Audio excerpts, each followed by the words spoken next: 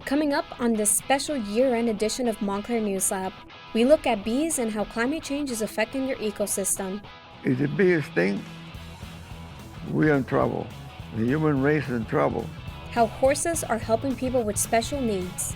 The nice part with the hippotherapy also is it mimics the gait and the walking. And later, a way for college students to find stylish clothes on a budget.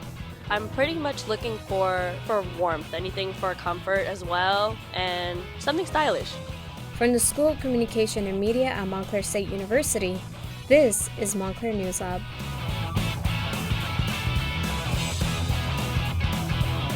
Hello and welcome to a very special edition of Montclair News Lab. I'm Grace Rowland. And I'm Carly Henriquez. We're going to be taking you behind the scenes today, but that's later. But first, we'll be talking about our year-long look into focused climate change and how it's affecting our environment.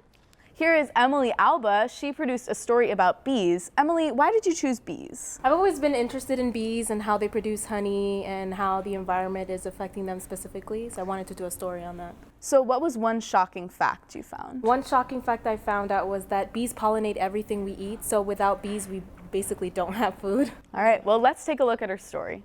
When you think of bees, you think of honey and getting bit. I don't, because I've been stung by bees a lot of times, so I try to stay away from them as much as possible.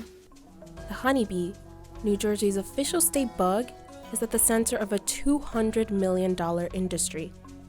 Nationwide, bees help pollinate nearly $15 billion worth of fruits and vegetables annually. That's 1 out of every 3 bites of food we take. Pollination occurs when a bee transfers pollen from the male part of the flower to the female part of the flower. Beekeeper Gordon Kasner of Uncle Gordon's Bee Farm in North Bergen started keeping bees when he was a child. Recently, he turned his passion into a business. I decided to have my own bees, so when I retire from work, I will have, instead of my hobby, I will have a little job extra in the summer that I can do. And I love to work with them. But climate change is affecting businesses like Kasner's. William Tomaszewski runs a California foundation that teaches students the importance of bees to the ecosystem. We spoke with him on the phone. And when we have climate change, we might have more severe weather. So if we have hurricanes or tornadoes, that can interrupt the cycle of the honeybee and actually destroy hives. If it's colder when it's supposed to be warm out, the bees aren't as active. According to annual data from the Bee Informed Partnership, a nonprofit organization, due to our climate fluctuating and a longer winter, New Jersey beekeepers lost an average of 80% of their colonies just this year. April is when you start taking care of the bees, and the bees, if it's too cold, the bees not going out, they stay in. If they come out, it's too cold, they die. So then they wait till March. We had to wait till almost the end of March to bring the bees in. But William Tomaszewski says that not all hope is lost. There are things that can be done. Don't use chemicals, don't use weed killers, don't use Roundup.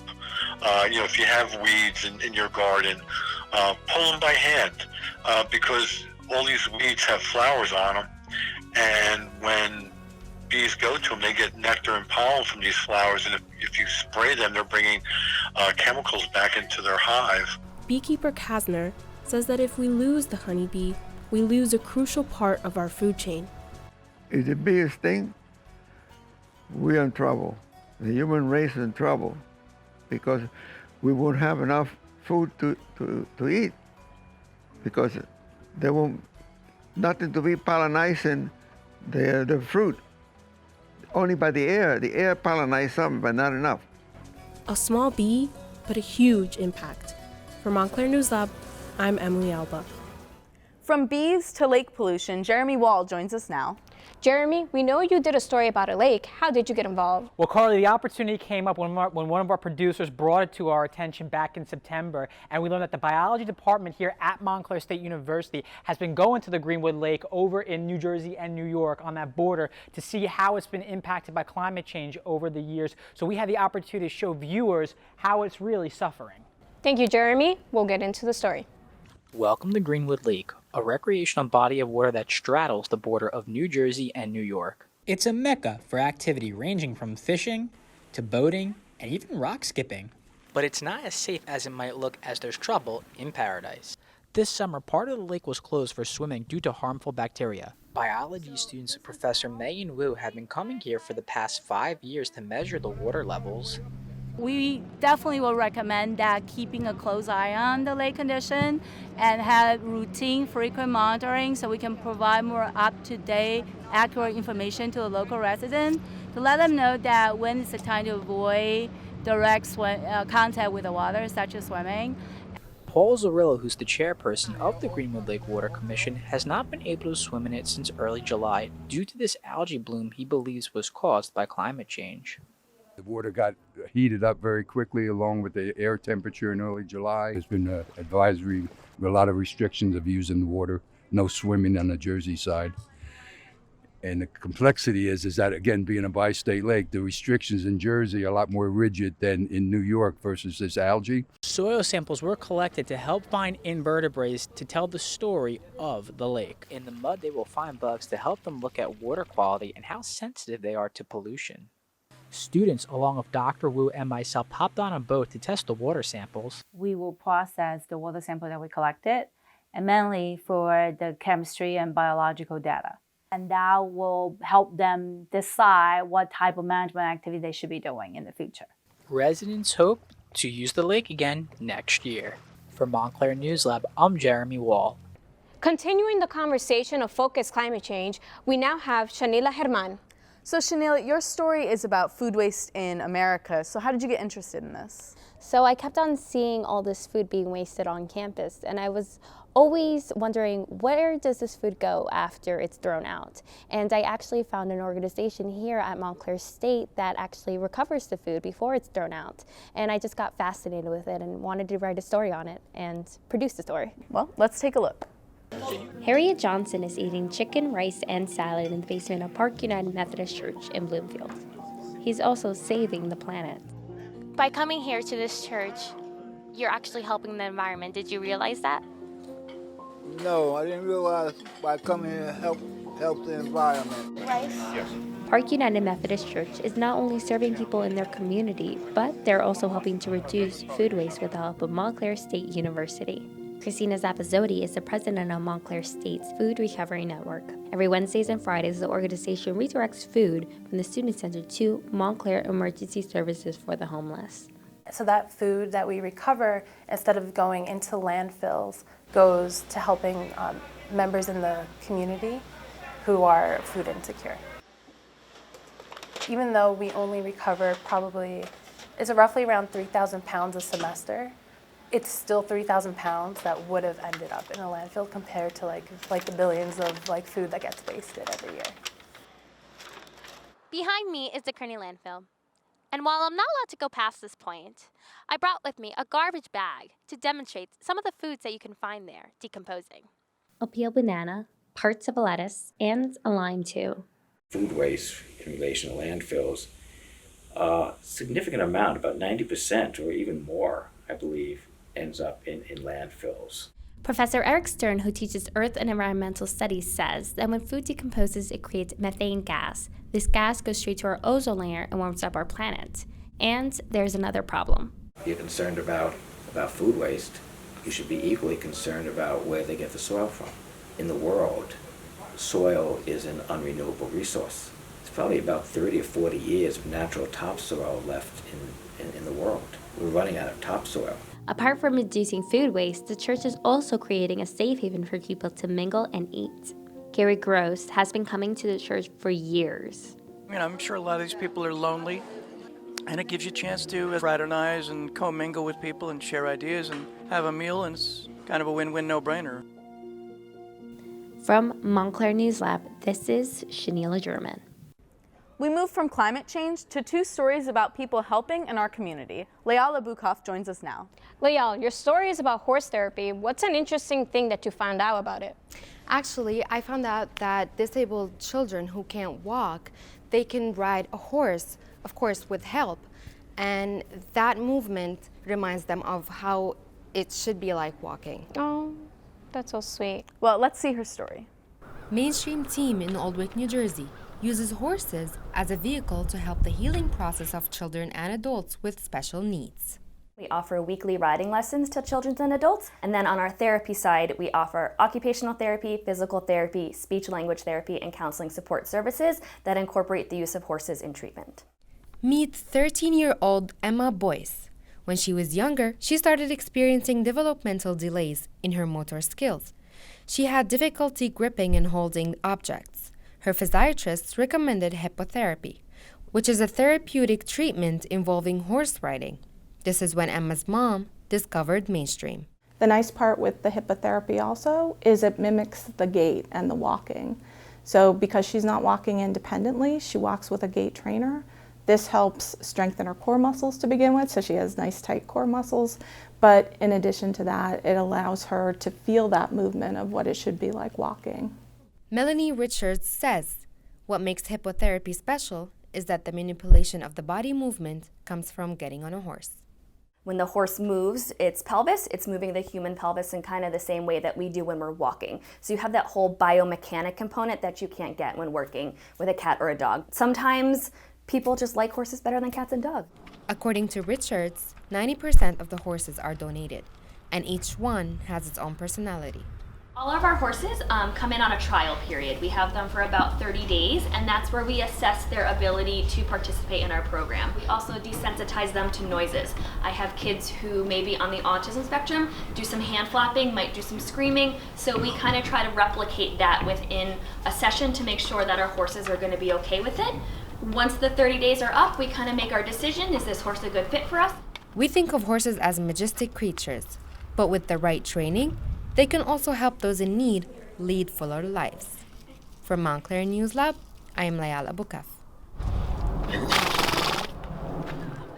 We have another story about people helping people in their communities. Skylar Seitzman joins us now. So Skylar, you had a story about a town within a town. So can you tell us more about that? So it's a place where people with disabilities and special needs come to feel included. There's a shop right there, there's a hair salon, and there's a bank, and they get to spend their money how they want to. Wow. Well, that sounds really cool. So let's check it out. This looks like any regular town in New Jersey. It has a movie theater, a bank, a coffee shop, even a ShopRite. But this isn't just any ordinary town. This is Lifetown. Lifetown is a place where children and young adults with disabilities have a chance to learn real-life skills, like how to manage money and time. Jonah Zimiles has seen firsthand what Lifetown can do. I'm a parent. My son has been involved in the Friendship Circle, which is the organization that works here in Lifetown and has programs here in Lifetown for many years. And it's been really terrific for him in terms of introducing him and making friendships with typical kids and also giving all kinds of programming opportunities. The children that come to Lifetown get to take real money out of the bank, and they get to choose where and how they want to spend their money, just like they would in real life. From stairs that sound like piano notes to a full-size football field, Lifetown is a place where people come to learn and feel comfortable. June Schechner has been a part of the Friendship Circle, which runs Lifetown for many years. It changed my life, made me feel more connected to our community.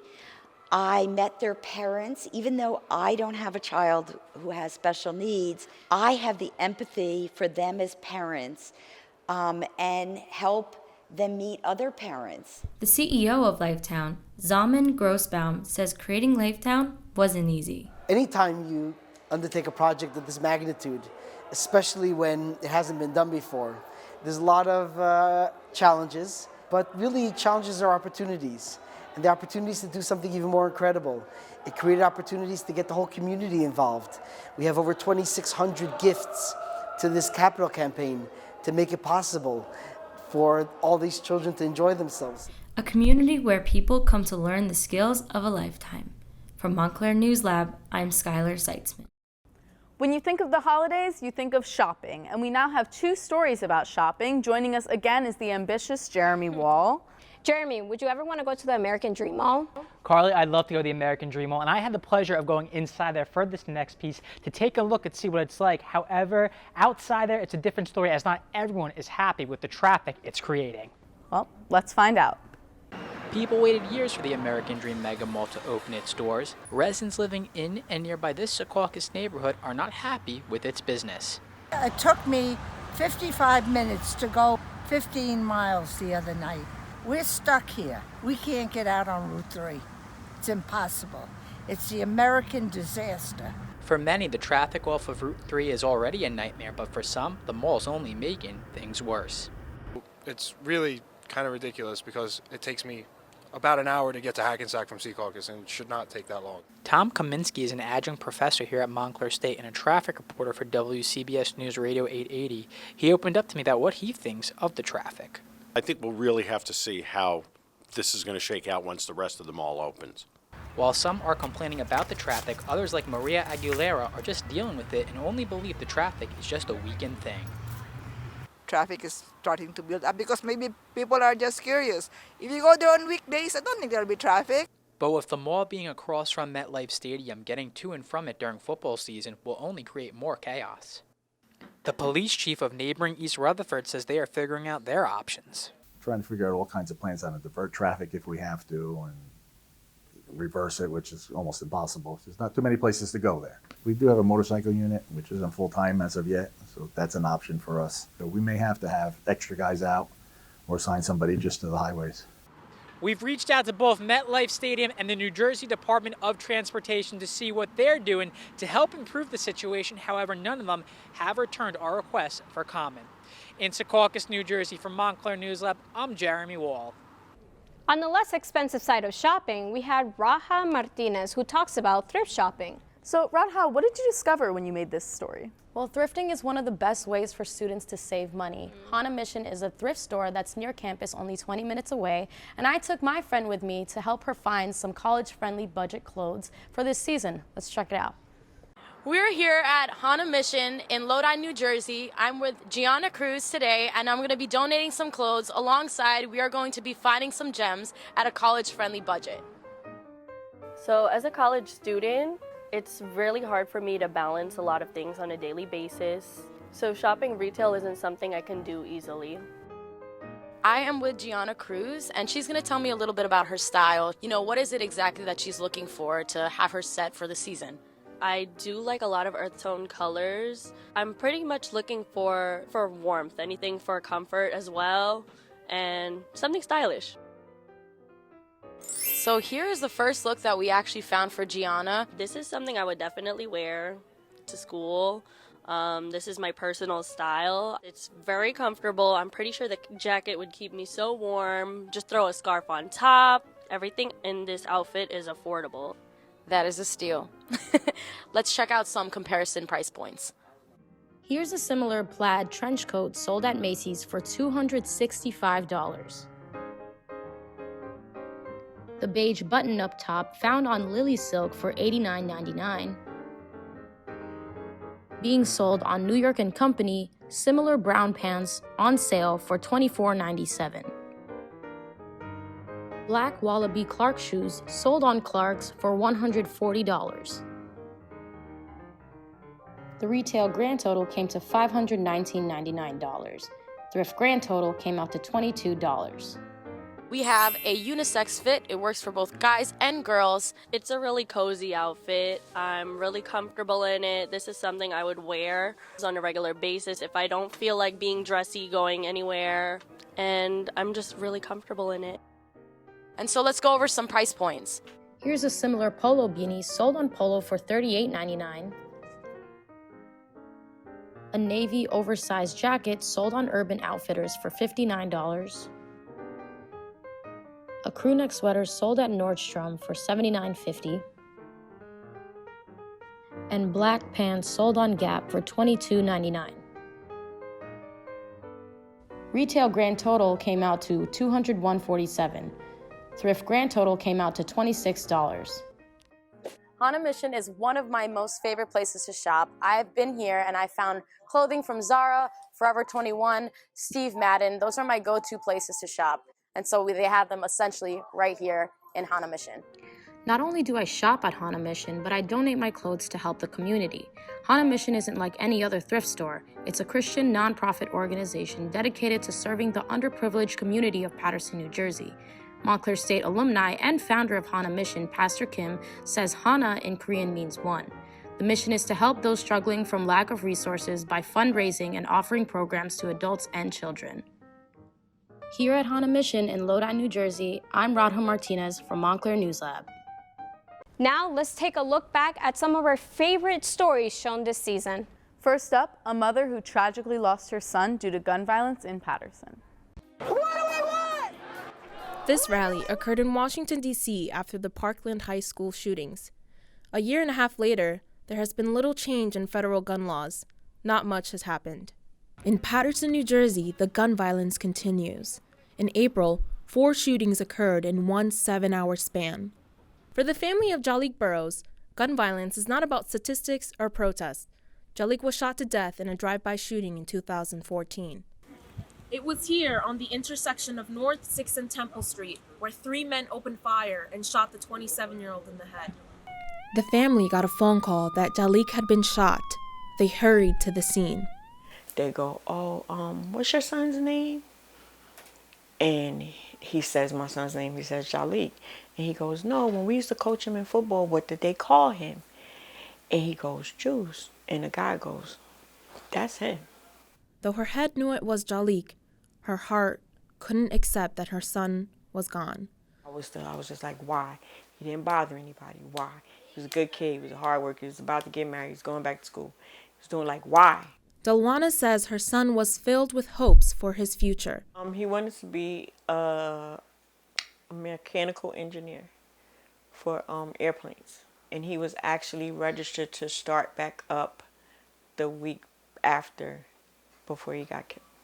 Jalik's aunt, Machanga Blackman, was devastated by the news. I felt robbed of my nephew, of course, and I felt robbed of memories that we could have made. He was my first nephew, and that hurt.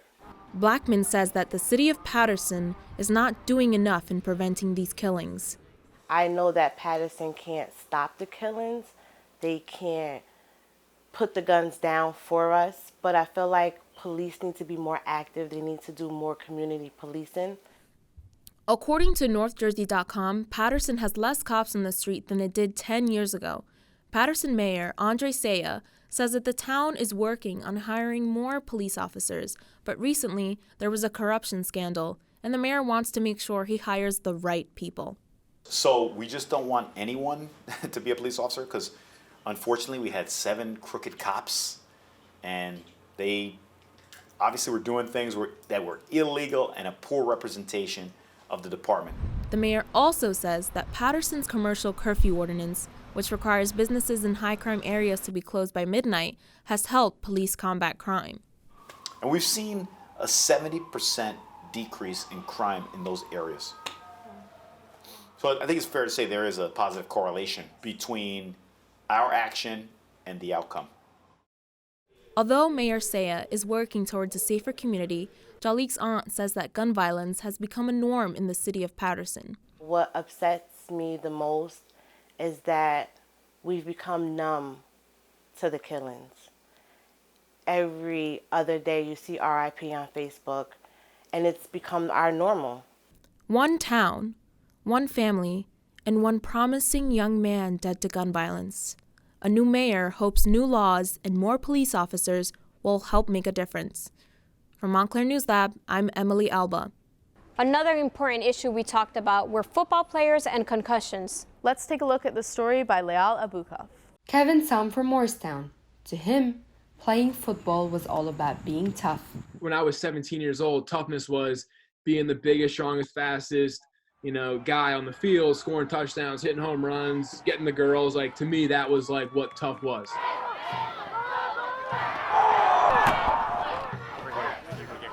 Kevin Sam knows what it's like to get hit in the head during a football game.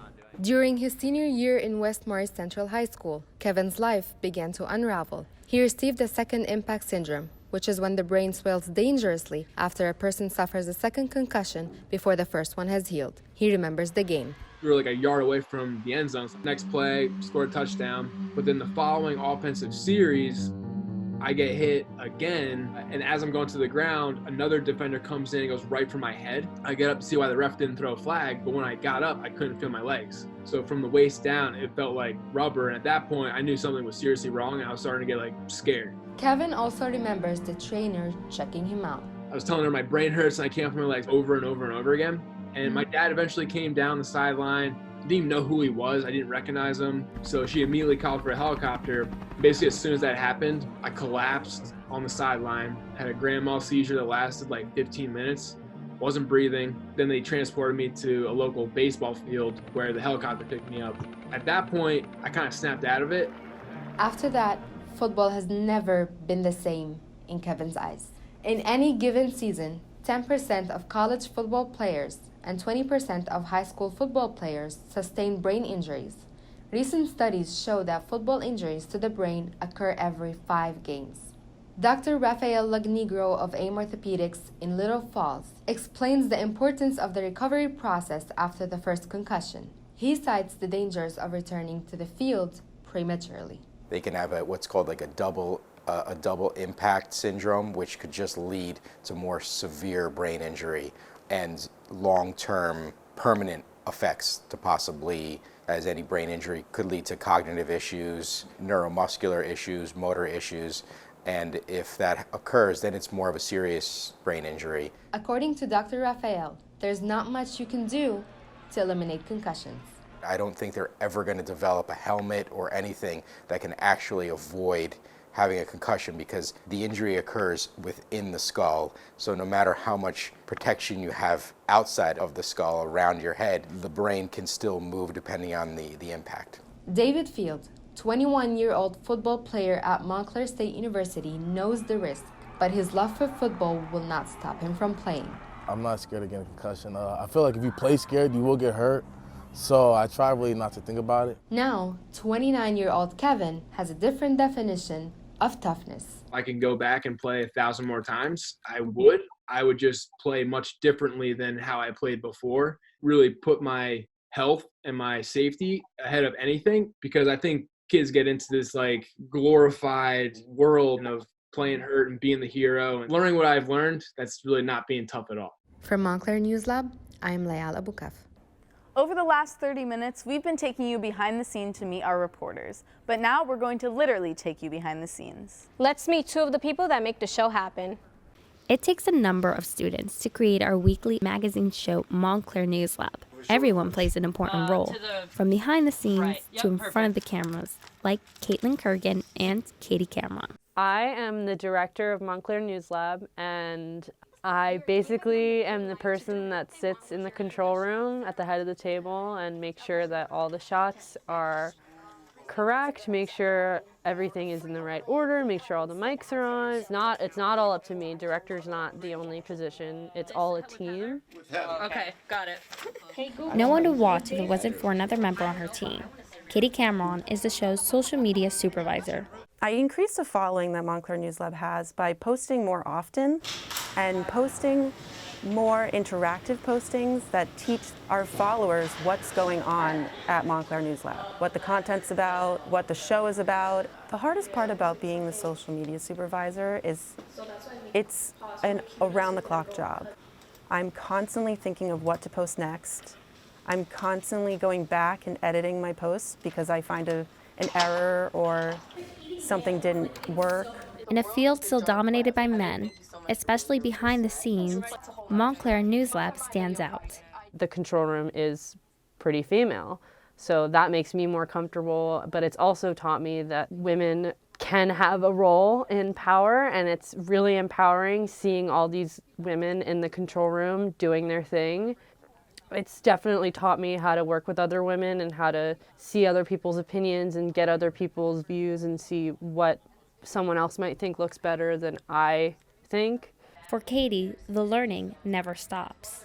A piece of advice that I would give myself is to not hold back so much, because I can be shy at times. But as the semester went on, I would go to the executive producers and I would say I have an idea. At the end of our conversation, they would say, that's a great idea, do it. As time went on, I got more comfortable. Letting my creativity out has been a lot easier than trying to fit the standards of what I think News Lab should be. This concludes the very special edition of Montclair News Lab. Thank you all for joining us. From all of us here at Montclair News Lab, Happy holidays!